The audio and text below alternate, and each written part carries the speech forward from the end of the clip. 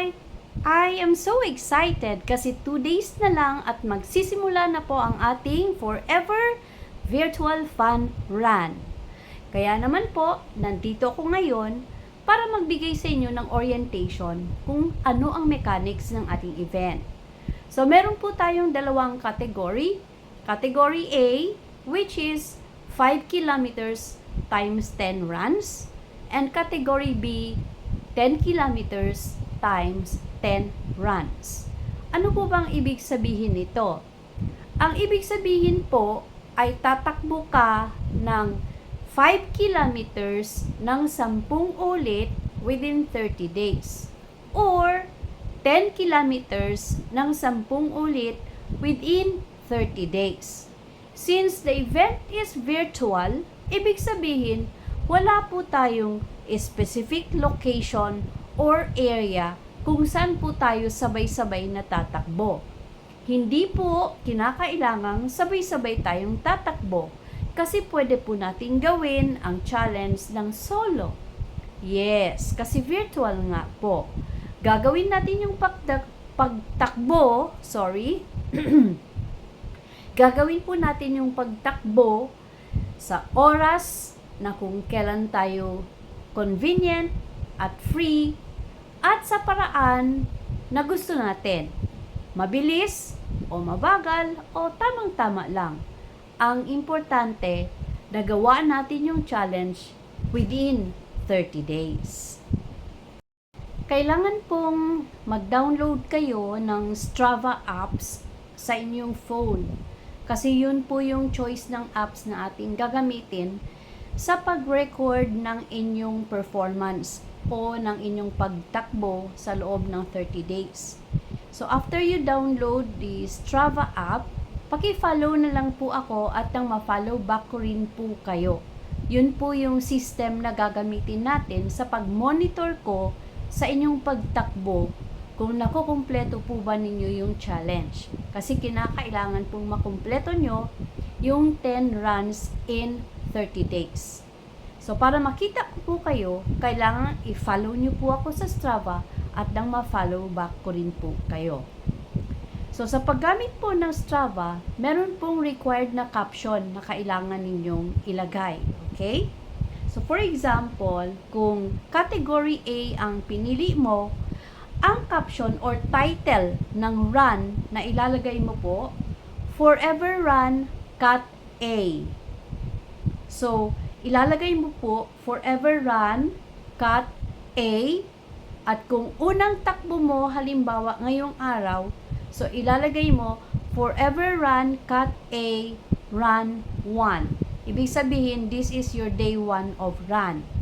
Then, after this day, let's say for example, the next day, tumakbo ka ulit for your second run, palitan nyo lang po yung number sa dulo ng 2. Ibig sabihin, Forever Run Cat A Run 2. Ito na yung pangalawang pagtakbo nyo. And so on and so forth. So, ibig sabihin yung number po sa dulo is the corresponding number of times na tumakbo ka. Until such time na umabot ka na po sa run 10. So, kung ikaw naman po ay nasa category B, so, ang ilalagay mo naman ay Forever Run Cat B. Run 1, 2, 3, and so on and so forth. Each run will be treated as one attempt. So, kung meron kang plan to take a long run, like for example, category A ang pinili mo, which is only 5 kilometers, and then tumakbo ka ng 10 kilometers, one long run, tuloy-tuloy. That will only be treated as one run. Kahit na umabot ka ng 10 kilometers, hindi siya pwedeng i-count as 2 separate runs. So, kailangan po, if you plan to take a long run, you have to have a break in between. For example, kung naka 5 kilometers ka na, pause muna. Pause for 5 minutes or 10 or 15 minutes. And then, after a pause, then you can run another 5 kilometers para ma-count siya as 2 runs. So, same din po sa 10 kilometer run. Kapag tumakbo ka ng tuloy-tuloy na 21 kilometers, that will only be treated as one run also. Kasi kailangan i-break mo yung run mo into 2 runs. So, pwede nyo pong gawin na 15 minutes lang yung pagitan and then tumakbo naman ulit kayo. Or pwede rin pong sa umaga, tumakbo kayo ng 5 kilometers for category A. And then sa hapon, tumakbo uli kayo ng another 5 kilometers. So, that can be treated as 2 runs na po. Okay? So, important na mag-selfie ka while you are running. Ibig sabihin, you can take a picture of yourself while you are running or a short video of yourself while you are running as evidence na talagang actual na tumatakbo ka while you are using the Strava apps. So, pag nag-upload ka sa Strava ng iyong record of your run, kailangan may kasama pong selfie mo or video mo na ikaw ay tumatakbo. Okay? And then, when you upload, make sure that you make it public. Kailangan po, naka-public siya. Okay? Para naman po doon sa mga nag-register na sa challenge, na may kasamang weight loss, so kinakailangan pong meron po kayong susundan na program. So, ano ba ito? So, kapag nag-start na po yung challenge sa July 16, day 1, yun din po yung unang araw na kayo ay iinom ng inyong Forever Light Protein Shake, Forever Light Ultra Protein Shake. So, ano ba itong Forever Light Ultra Protein Shake? Meron po itong dalawang flavors. Ito pong vanilla flavor at meron din po tayong chocolate flavor. So, ito po ay meal replacement. Protein shake siya. It's a meal replacement. It is complete with amino acids or with lots of aminoteins. So, ito pong mga aminoteins na to or amino acids ay tumutulong para po yung ating katawan makapag-produce ng collagen. And at the same time, it is also helping our body build our muscles. Yan po yung benefits na makukuha natin dito sa protein shake na ito. It helps us build more muscles in our body so that our body can become lean. Okay? So, kapag ang registration mo ay for weight loss, kailangan pong titimbangin mo yung sarili mo sa day 1, mula day 1. Kasi po itong protein shake na isang pack is good for 21 days kasi may 21 scoops po siya. So, you will take 1 scoop in 1 day. So, kailangan po, before you start, you have to weigh yourself. Timbangin mo yung sarili mo, kung ilan yung timbang mo, and at the same time, susukatin mo yung waistline mo, yung hips, yung arms, and yung chest sa day 1. Para meron ka pong before and after na measurements of your weight and of your body. Okay? Importante po yun para makita po natin kung naging successful ka po sa iyong weight loss program. So, yan po ang gagawin mo sa day 1. You have to measure your body, your waist, your hips, your chest, and your arms, and at the same time, your weight.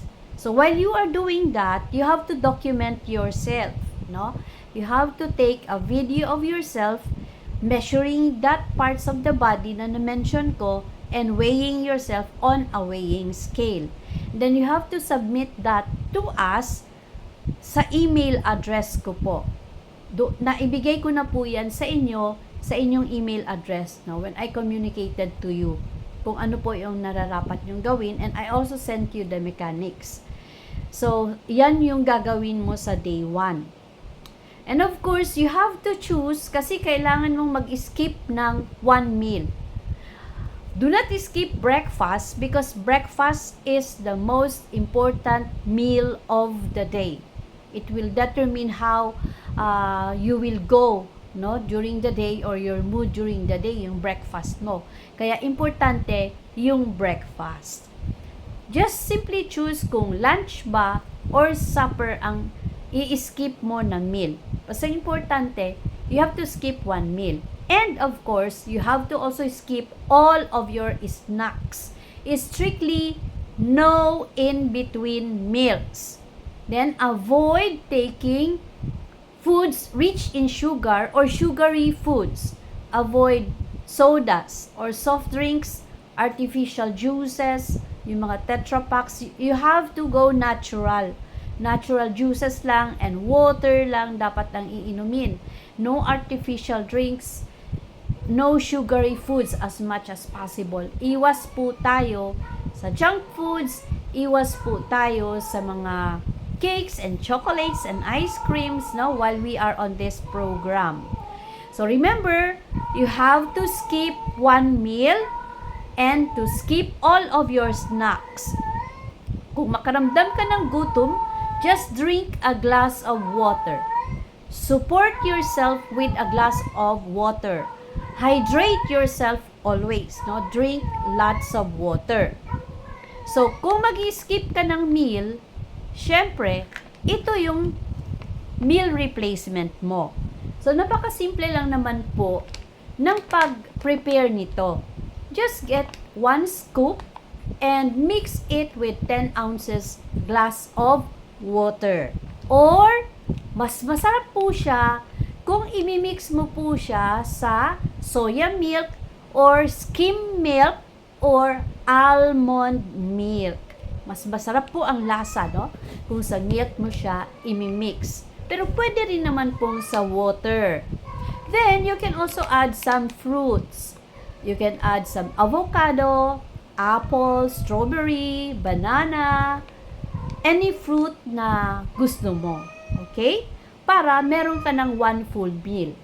Ang isang baso po nito is already a complete meal. Kaya hindi mo na po kinailangang kumain pa ng kanin o ulam. Kasi silbi na po siyang isang full meal mo. Kaya no worries po, kahit na mag-skip ka ng 1 meal, hindi ka naman po magugutom. Ang kagandahan pa nito, maglo-lose weight ka and you will be able to get your ideal weight. Okay? You can monitor your progress sa weight loss mo by measuring your weight and your body every week. After 1 week, you measure your weight again kung nabawasan and your body.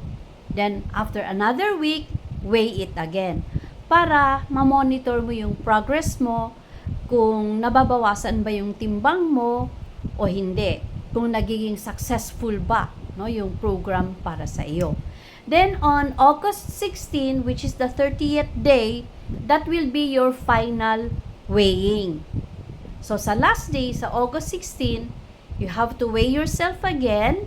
You have to document the way you weigh yourself on the scale and the way you measure your body. Then submit that your record, no, of your weight and measurement of your body. You have to submit that to us. So, pinaka-importante lang naman pong maisasubmit nyo sa amin yung day 1 at saka yung last day, yung 30th day. Yung July 16, which is day 1, and August 16, which is day 30. Yung weekly measurement, that is for your own monitoring na ng progress mo. You try to check kung every week, meron bang progress? Nababawasan ba yung timbang mo at nag-i-slim ba yung waistline mo? Okay? So, ganun po yon.